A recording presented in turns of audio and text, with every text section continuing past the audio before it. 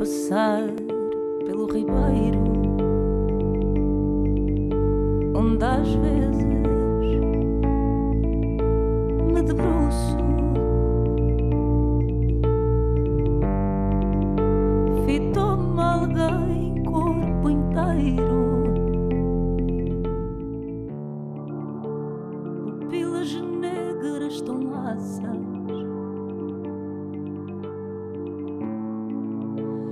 raízes iguais às minhas. Buenos días, gracias al Festival Fácil para invitarnos a tener una conversación con Klaus, y cómo estamos con una distancia de seguridad necesaria, vamos a sacar los mascos para empezar a discutir. Well, I am Alexander Vert. I am a composer and artistic director of an institution south of France called Flashback, and the main interests of my occupations since the last 15 years is to include new technologies in the axis of music composition, which means start to open the possibility for music to interact from the beginning of the creation with other artists, visual artists, digital artists.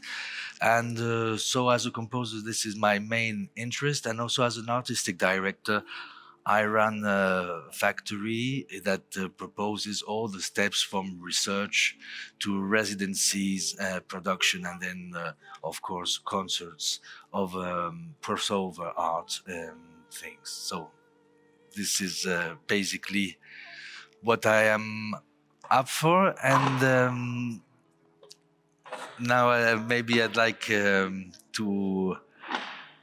Maybe Klaus can himself introduce. Okay, thank you, Alexander. Nice to meet you here. It's the first time that we meet, and so I will just introduce myself very quickly. I'm a freelance artist, and I work in very different fields, so a lot of different fields. Also beginning from music, which I studied, and I work mostly with interactive technologies, which then combine music with dance, with visuals, with all kind of interactive technologies, mostly stage-based works, but also very often user installations, which means where the people can interact with a digital system.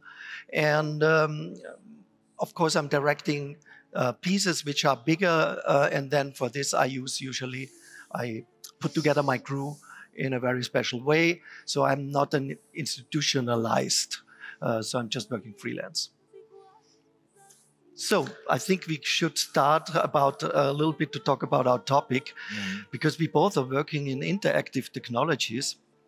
That's of course what we want to talk about, and where, especially when I think back when I started in the 90s with interactive technologies, there was not so much going on at that time.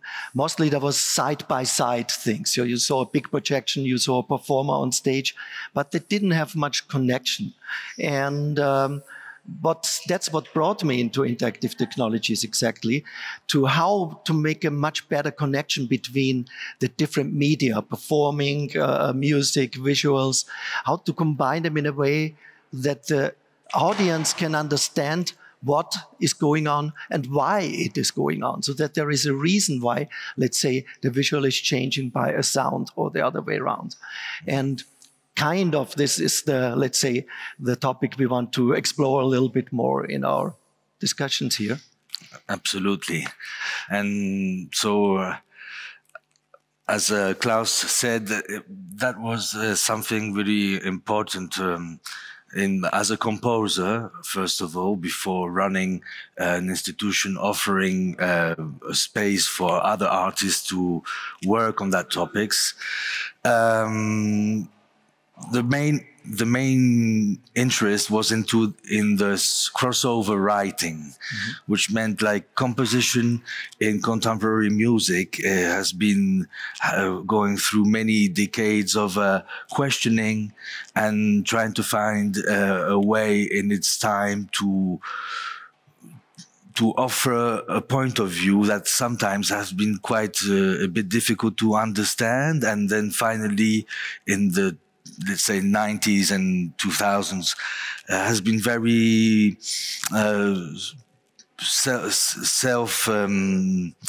self-considered, which means that the public has been quite put away from the idea of what was going on stage. And since new technologies improved, and of course since the 70s or maybe earlier, crossover artists were trying to find ways to build up a crossover language. Nowadays, the tools are so common, which means that the medias that composers and visual artists or dancers are using, the data, is we can share it.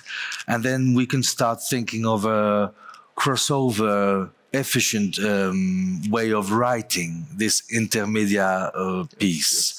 So what basically, from my point of view as a composer, the main input that I can see is that before, in the practice, composers used to write a piece and give it to stage, whether it was for dance or theater or even multimedia shows.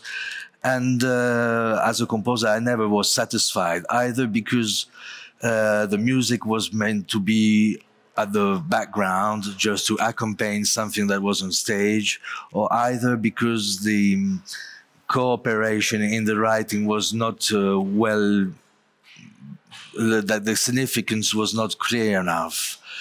So since 2009, I've built up this what was an artistic company in the beginning, so that we could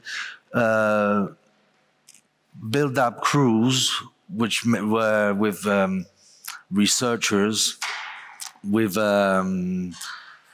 which meant that we were thinking of how to work together, which is something which is very common in theater. I mean, if you want to put a piece as a company, they cannot believe that they will manage to do it without being together for 2 or 3 months. Whereas in music, exactly, the composer writes his piece, bring it to the musician, and then expects his piece to be performed a couple of days later. Yeah.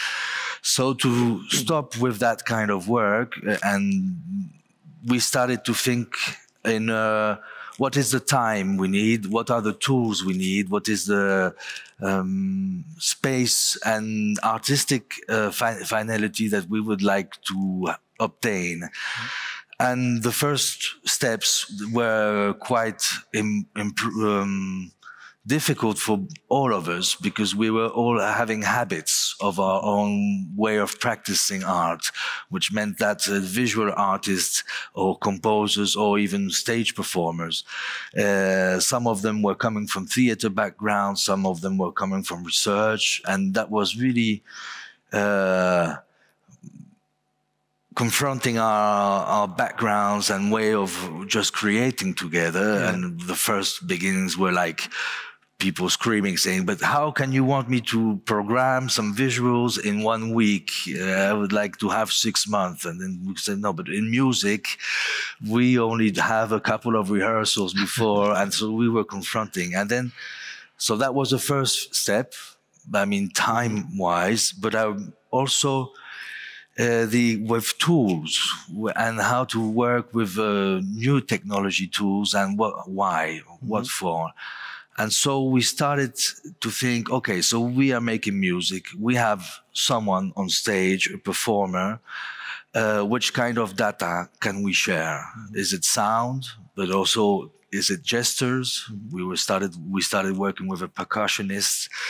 And from this data, how do we start writing together some performance to see on stage? But I know you work since many years on that kind of topics, and maybe you could. Yeah, but you brought up, I think, the main questions already, and which I always also talk about, because in former times, and even not so long ago, it is, and it still is, very common that when we are in a theater, let's say, the theater director is just for the first couple of weeks, month, just rehearsing with the actors, and after, I don't know, 2 months, he thinks it would be nice to have a projection also with something, and then can we have some sound there or something? And I always say that's the wrong way of doing. When you are working with the text, you already should know what will influence the text, which can be a new technology, an interactive technology, a sound, a projection. This should change your behavior of talking even. So I think one of the main problems in former times was that still directors didn't understand that you have to bring the things together from beginning, and you have to think in all these different media that you bring together.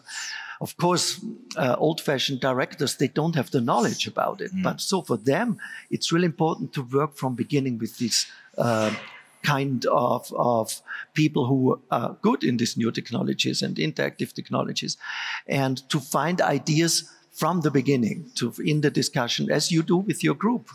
And so this is always when I do a workshop, I usually point this very strongly. So I was very happy that you immediately brought it up, because I think that's the main problem, you know. And still we see it so often also in dance projects that you always see it really when the new technologies were brought in later, and not from beginning, and become a real part of it. But it's now with all the people coming into this now with the newer generations, they're much more used to that, of course. So for them, it's hopefully the normal way of doing. Also because, as you also mentioned before, all these new technologies are now so accessible. They're cheap now. When I started, we had to build lots of stuff by ourselves. So it was really only if you had a really good knowledge and some really top programmers, you could do something. Nowadays, it's very accessible. People can have all the YouTube videos for how to do things. And that makes it very nice, because now a lot of people think already in this, how do you say, intermedia thinking, which I always call it, not multimedia, but intermedia thinking, where the media is going to interact between all different things: performer, projection, sound, gestures, whatever you can put inside. Yeah, absolutely. I do relate to. I see we are very in tune in the way of observing and positioning ourselves.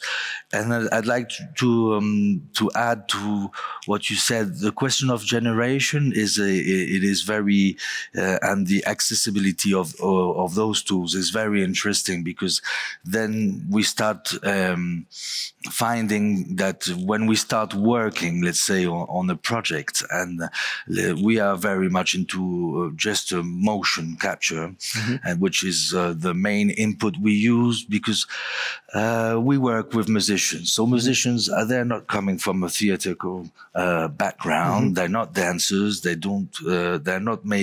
not used to perform on stage as an actor. So basically what they really know is their instrument and the gestures that go with it.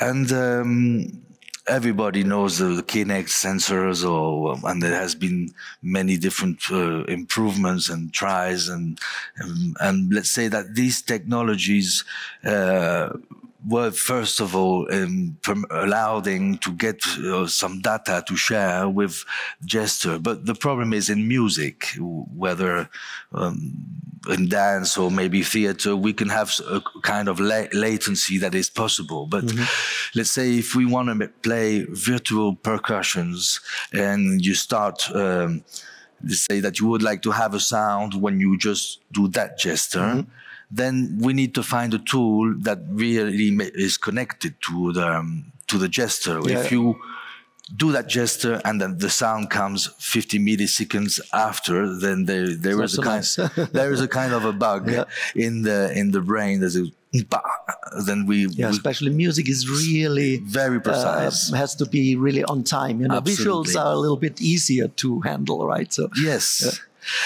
Absolutely. So we started building tools that could be useful for everybody, which means that gesture and sound synchronization are quite important in music, because traditionally, when we do a gesture and we bang an object, then we are used to hear the sound. You can do it on your lap, then the interaction is absolutely clear. When we go into intermedia, of course, we can have the choice of doing it traditionally, or this simple gesture could do whatever kind of event. But to make that choice, then we have to start working on those tools and see how they respond to due to different practice. And we noticed, of course, there's been maybe 20 years or more that people are thinking on it, but now, with video games, these interactions, there are a lot of big companies working on it, and they get more closer and closer to real time, even under human perception. The latency starts to be that precise. So basically, we started to put up a tool that was combining the Kinect, that could allow you to have the body recognizing 3 dimensions in the area, combined to Arduino sensors, which are very, very precise for kicks. So when we have built that tool, then that was beautiful, but that's not an art piece. That's not an art piece, and then we need to find out. So now that we have some data and some preciseness that we could share, what are we going to say? Then this is a point where it is so great to see all the different works in the past, and people who worked with maybe less powerful tools, with a very, very powerful artistic idea. When I'm thinking about, for instance, Thierry Demey. He's got this light music piece, which is terms of technology, let's say, it's quite old now, but it is artistically still very, very, very strong piece, and it's because of, in my opinion, this connection to the gestures, to the performer who is treated as a musician, and the visuals, which are very poetically written in the same. So we have a full interaction on stage. We have a performer that performs in his own way. We have the music and the visuals connected together. And this, for me, is a very good symbol of new openings to writing together. And I guess Thierry Demey, he works with his wife who's a dancer.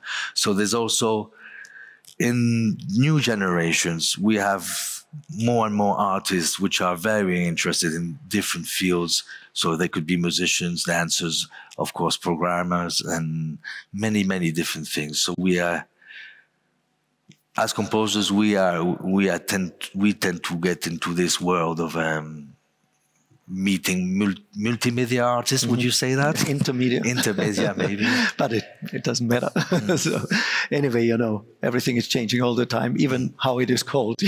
So, but yeah, I think nowadays, when you're a young musician, composer, whatever, what's your future? You want to be the next orchestra musician, or which is anyway very hard to get in, and mostly they are closed kind of for a long time, because you have to wait that somebody nearly dies in order to get another place there.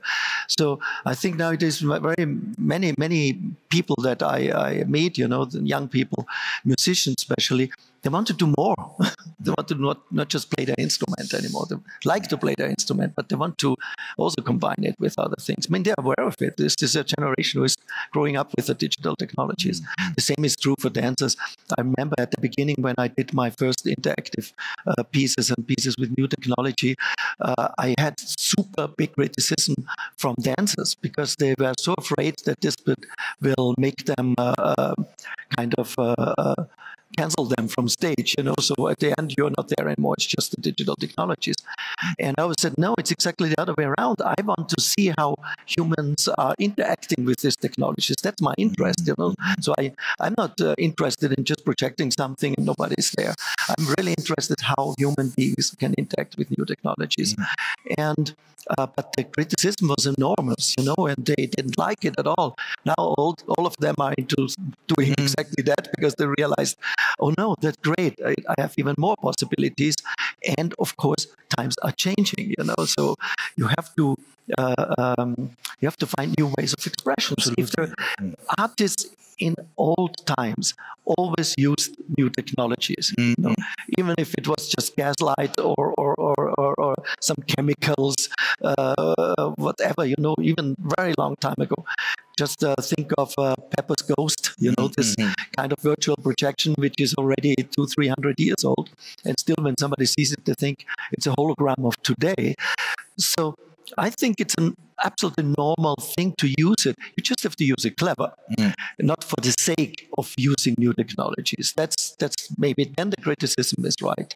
When you use a new technology, just, cool, we have this new technology. You know, we don't know what to do with it, but we will put it on, you know. Absolutely. And but in the other, as long as you do something that has a meaning, that has a depth, that has a poetic language, you know, and I think then you should never be afraid of using something you are not used to. And on top of what you're saying, I can say about criticism, using this crossover writing, let's say, this working together process. We know theater and dance are very used to have a performer moving on stage, and so they have an aesthetic way of looking at a contemporary artist that is very precise in their own field, which means that dancers, they have all this background of looking at a performer on stage from the axis of dancing, theater. And when bringing to the field of stage gesture, but from the input of music, which means that we have a performer, his gesture are justified because he's making sound. Then we have a lot of criticism also in visual arts. I just talked about dancers, but visual artists have also their own background, and there's a couple of main aesthetic coming out from that. And then when presenting a piece on stage where the input is music, gesture, performer, then they start, there's a lot to question, there's a lot to start thinking and exchanging, but there's a lot of criticism also because the input is not usual. Having a performer not acting, but not dancing, but doing musical gestures on stage opens also, and I guess this can open to many different other subjects and fields. But what Intermedia is bringing is that we have to start questioning our practice, our own practices, and start thinking, okay, so how do I look to a piece on stage where the interaction is made from a gesture of a musicians? Where aesthetically, of course, it is very different from a dancer. It cannot be the same. And in those practice also, how do we decide to be in co-writing a piece? In the first tries I did, first meetings, residencies, as a composer, I used to put a lot of sound. Finally, I discovered that when looking at visuals and music, then there's a balance that changes absolutely the parameters, where it is very fragile, when sound could swallow the whole visuals, or visuals could swallow the sound. Yeah, exactly. And so working together and deciding to make a balance, or not, but be working together. And to be aware of this balance. To be aware of this balance. Or, I mean, there's never the balance for the whole piece, right? So sometimes the visuals will take over. Sometimes the sounds should take over, which is... Absolutely. And as a composer, it is very... the first steps were quite a new discovery, because it is a lot of, okay, so what should I take out of my music to make more space for the message we are building up together? So it was like coming back to a very minimal frame sometimes. And it was very good for my writing to realize that what I wanted to say, I could have made it very much more simply. But that's anyway, we know that's the main thing in art. Reduction, you know, and limitations are what makes art happening at all, right? So that's a nice process, you know, because when you're in that, you realize that you need less. Very often also with dances, a very simple, small gesture is enough, you know, so, and you don't have to exaggerate your own knowledge, you know, so you have to keep it low. Absolutely. And also, I guess, I don't know if you agree with me, but it's also the type of interaction, because of course there is a kind of fantasy of a human machine synchronization, which means that we could be in virtual areas as we are in normal life. So we tend to try to make this step more and more smaller. And in those in this idea of recreating a world which we could interact with fully as we are in normal existence, then there are all those parameters of interaction with wind, earth, whatever. And this, if you transpose it with art, then we don't have a very... There is no need of having only very precise synchronization and interactions that could be detected. I think we should always have both, you know, and I don't know, but you know, usually when I talk about interaction, I always say there are kind of 3 levels of interaction. You know, so one is the triggering, like when you said before, I trigger a sound. Yeah, that's a gesture or a special spot on the stage you are, and something is happening. It can be a sound, a visual, whatever, you know. And the other thing, it's not that one is less good than the other. It's just different ones. Another one is changing something over time. So just not a point, not a trigger, but could be a trigger. But then, let's say you do something, and over time you're changing a filter in a synthesizer. You're changing a visual, whatever. And then there is a third one where it's not only that you are doing something to the system, but also that the system is doing something to you. That means the interactions comes from both sides. So the system is predictable and unpredictable at the same time. You know a little bit what will happen when you do this or that, making a sound, making a movement, making whatever, but also not exactly. So you get a feedback from the system, from the behavior of the system, which then is changing again your behavior. And this is the communicative level, let's say, which I'm very interested in, but it cannot always happen because it's really difficult to have this happen in let's say 1 hour piece or something like this. But in my pieces, I try to use these different levels in certain times and use them in a hopefully clever way, but you have to be aware because these 3 are very different already. And I wanted to say one more thing, and this is many people still tend to think about a digital system that they have running in the background as just a digital system that's running in the background. I want to do this and something should happen. Why does it not happen? Technician, tell me, you know, so, and you know, this kind of thing. And I think it should be a total different way of how to treat this digital system. It should become your performance partner. So you have to think about it. That's a partner. That's not a slave. You know, whenever you say this is happening, this is happening. No, the digital system should give you something back, and you have to treat it like this. It shall be trustable, like another dancer. When I have 2 dancers on stage, yeah, very often one dancer is looking in this direction, lets him or herself fall down, and is sure behind him or her is somebody else catching them, you know. But you don't have to look at the other dancer, right? So you're sure he's there and he will do something clever. And that's how I want the digital system to be treated. You don't have to, if you have a projection, you don't have to look at the projection, but you are aware the projection will be clever enough that if you look at it, it even gives you something back.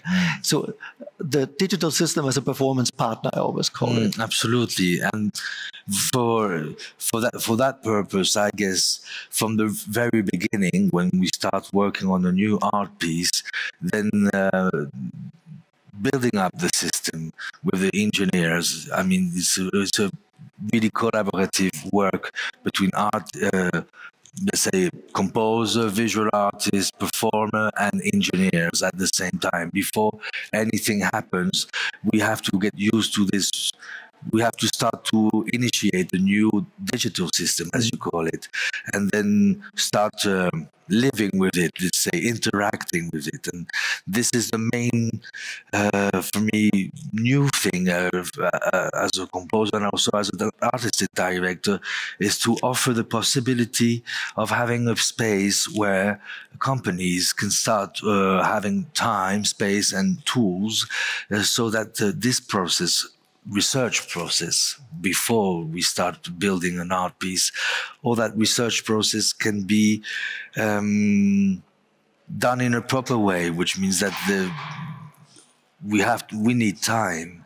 We need time to understand also all those processes. When it start to be unpredictable, we have to start learning how to live with these parameters and see how we choose to integrate them or not in a future art piece. But it is a whole new position.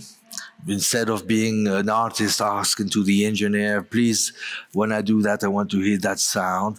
Then we start working with them, and they have a whole computerized artistic world to share, and sitting together and getting into the matrix together with them really makes the whole process completely different, as you said. Absolutely. I think also it's very important now that when people are, let's say, studying music or studying visual arts or studying performing arts, they should also try to learn interactive technologies at least a little bit to understand the process which is behind it. You know, they don't have to become big programmers, super programmers.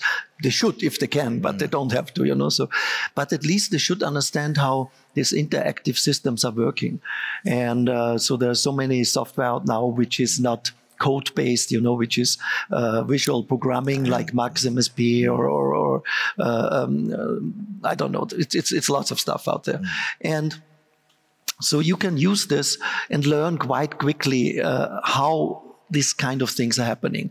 Why is this important, in my opinion? Because later when you work with programmers, with people who are really doing then the hardcore programming stuff, you understand what is possible and what is not. You're not asking for, I don't know, dreams, you know, which are completely impossible. So you get a little bit of a feeling what space means, what means what a sensor is meaning, and all this kind of different things. So I think this should be nowadays a part of studying already.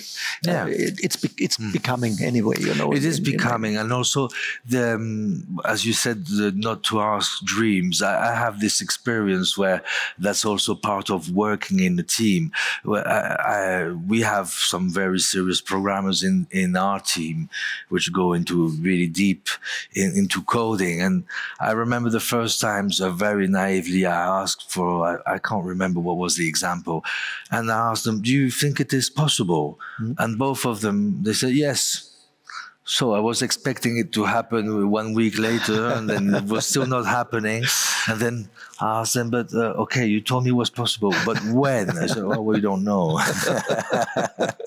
Exactly. So you learned that also the timing is a different one. You know, yeah. As soon as you do something with software and programming, things take a long time, especially to make it really good. You know, because it's always a new thing that you're creating. You know, so it's not like a musician gets a score, he knows how to play it. Yeah. So because that's how he's trained, you know. But here we have the whole process. It's the composition process inside the code already.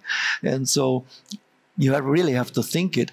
And I think also one thing is if you have to have programmers who understand art. You understand you cannot do with a programmer who has no feeling for what will happen with this, you know. So usually you have to work with programmers who mostly they are artists by themselves and do their own installations, because these are the only ones who understand what you are talking about. That's true. Absolutely. That's true. So, but to find these people is also not so easy, to tell the truth. You know, to find people. Yes, because they're very busy. Yeah, they're very busy. Everybody wants to have these people, right? That's true. If they're good, and they can do their own stuff too. So this is the absolutely. And just to bring also our conversation somewhere, I was thinking that's something also we have noticed in the field of music when all of a sudden, and that was part of the topic you were proposing to discuss about, in contemporary music, my generation has been suffering of arriving in, let's say, in a concert hall where we will see a performer playing a very difficult piece, and the light would be horrible, the acoustic would be not that nice, and the suit he's waiting up to that he's wearing is not. No, it's pathetic. It was crazy. So that was something. And on top of that, it's the first time he performs the piece, and we don't know if the piece wasn't really that good or if the performance was just the first time and he needs to run it. So it's a lot of parameters. If you are interested in contemporary music and avant-garde, you have to be very motivated as a public to sit and go through all those uncomfortable experiences. And so it was a common thing to go to concerts where there would be the musicians on stage, maybe more people on stage than in the crowd.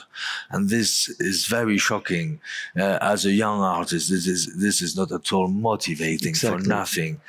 So bringing up also the idea of building up on stage, that music needs to be not just like Bollywood or whatever that's mainstream stuff. No, contemporary art and music needed completely to get back into its time, needed to propose an experience to the public, because we cannot expect people to be all professionals and engineers or whatever experts to be able to go to contemporary music.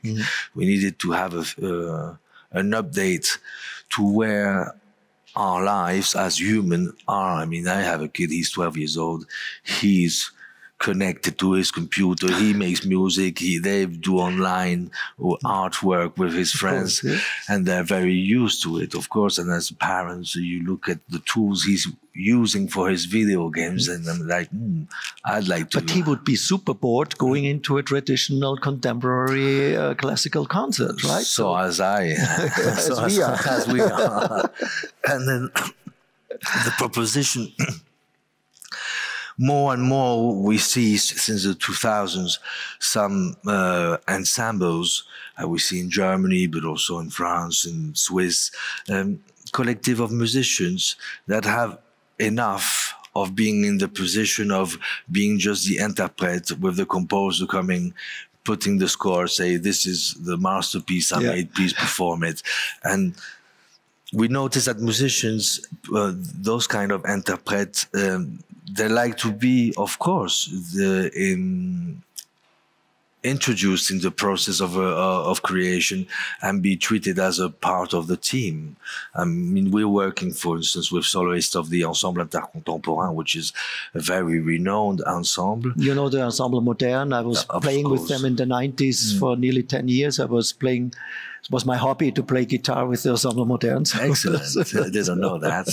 So, and I was aware, you know, we always had composers working with the composers to get the piece really working, you know, changing lots of parts, and sometimes from beginning it was a process going like this, you know, and not just putting this course there and playing it. Yes, into the connection and the interaction anyway.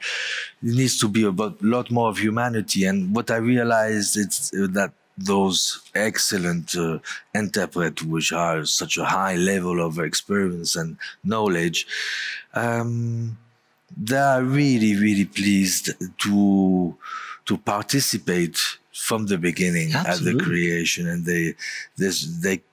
they can then put all their power and knowledge inside of those pieces, and this is something that really interests me. It means that we spoke about all this process and up to the concert that is, of course, needs to be completely rethought and proposing a new. And, you know, these ensembles, at least Ensemble Modern, you know, when they go on stage, they also look different. They try to have a different environment. They usually try to care about light, not always, I have to say, but usually, you know, and especially when there is a composer who also has this knowledge that he says, I don't want you to sit there just like penguins. I want you to sit there in an atmosphere that is creating, where every note, every tone you play becomes much more meaning when there is an atmospheric situation, which whatever that means, you know, it depends on what piece it is. But that's what we think about when we do our pieces. Like we are not just putting it there, you know. We think about every aspect, you know, in an intermediate piece. You know, where's the light? What is the light doing? You know, even if we use traditional theater light, we think about how to use it in a very specific way. And that's an experience I have a lot going to theaters or concert halls. I don't know if you have noticed, but there is no one in charge of video most of the time, and this is very surprising. Yeah. I mean, we have people, you know, stage, lights, sound, but video, most of the time, arriving in the stage place, well, there's a lot of times where you say, who's in charge of technically of the video? And everybody looks at each other. Sometimes the light guy is doing it a little bit like this. And there's another thing. Usually the projectors are the wrong projectors, which they have, if they have one at all. But if they have projectors, it's the wrong ones, which means long throw lenses, you know, the projector. There's a stage, you know, on one side, and there is the projector on the other side, you know. And if you're on stage, you project all over the performers, you know, which you usually don't want, you know. So you want the projection be part of your image, but not that you have it in the face. And so it's lots of these things where I always criticize the theaters, how they are still thinking in the old-fashioned way. Yes, so it means that also and there needs to be a change in the aspects of technically welcoming those kind of performance installations or whatever. But I have to say, you're coming from France, and in France I'm always super surprised how well it is already equipped, especially in these smaller kind of black cubes, which you have a lot in France. In nearly every smaller, bigger cities, you have one. Very nice equipped with equipment in all terms and possibilities to hang everything everywhere.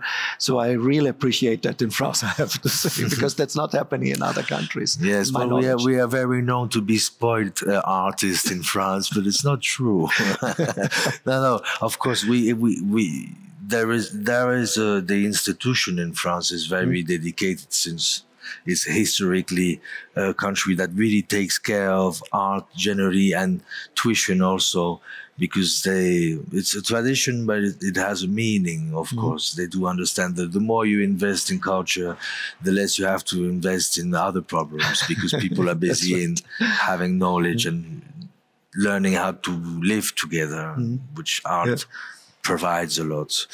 But There are still more improvements. Of We course. still have, we of course, need to be more regarding, and especially, yes, everywhere. That's now you brought up this good topic of we need more good spaces, you know, where these things that we are producing can easily be set up, because it's a very big problem. You know, I have this one big piece, which is Le Sacre du Printemps, you know, and I made a choreography and scenography, interactive scenography with the performer on stage, and of course the more than 100 musicians on stage. So it's really with the live music, which not so often is when you have a dance performance of Le Sacre du Printemps.